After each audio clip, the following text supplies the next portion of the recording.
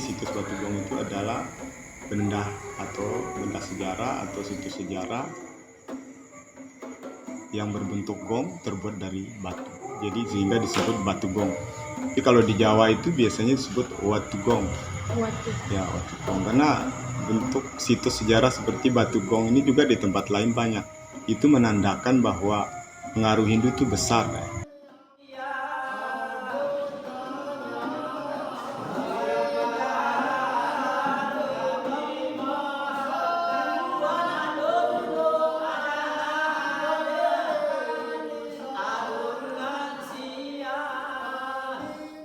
Batu Gong itu berada di sebuah tempat, itu daerah persawahan ya, daerah persawahan yang bernama Orongsele ya, itu desa Orong Bawah. Ya.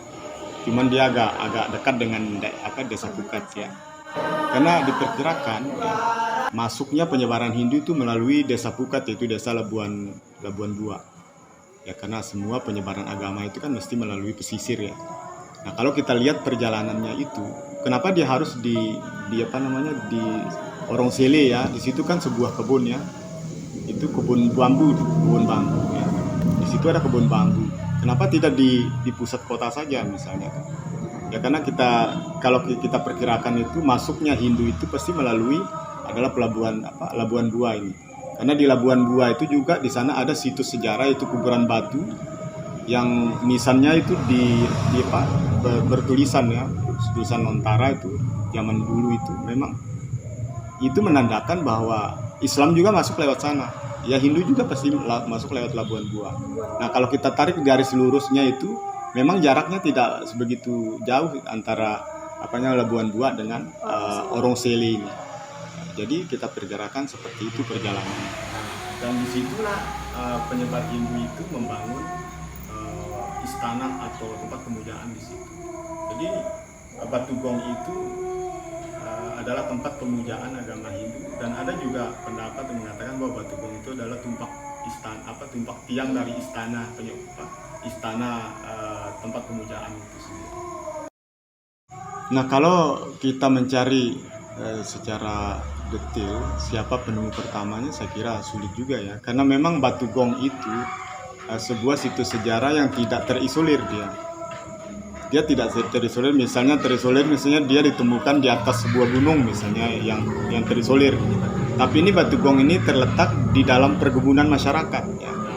Jalan yang dilalui oleh masyarakat sehari-hari, kalau dia ke sawahnya, dia ke kebunnya itu pasti melalui areal Batu Gong ini. Sehingga sulit dikatakan dia ditemukan. Memang sejak adanya itu sudah diketahui oleh masyarakat sekitar.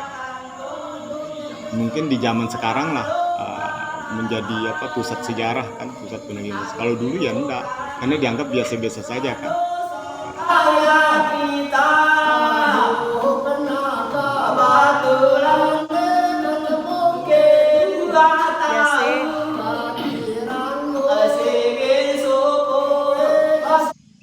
Harapan saya seperti saya pernah tulis juga dari tahun 2005 saya ke sana ketika saya menemukan Batu Gong yang tidak terurus ya.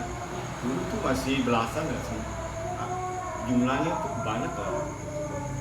Masih ada di atas tanah yang kelihatan, tetapi lambat laun dimakan waktu, dimakan usia, itu batu-batu itu hilang. Ada yang sudah hilang sebagian.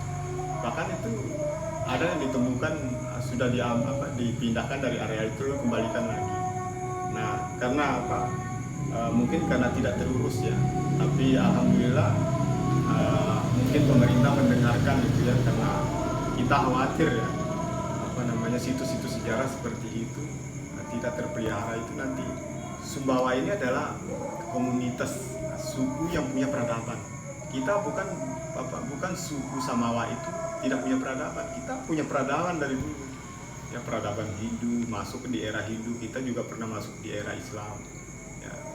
Jadi itu kita punya jejak sejarah, sehingga masyarakat Sumbawa itu adalah masyarakat yang beradab, dia punya sejarah tersendiri, bukan daerah kosong gitu ya, bukan daerah kosong yang tiba-tiba ada misalnya karena musnah oleh letusan Gunung Tambora misalnya, itu hanya sebagian saja.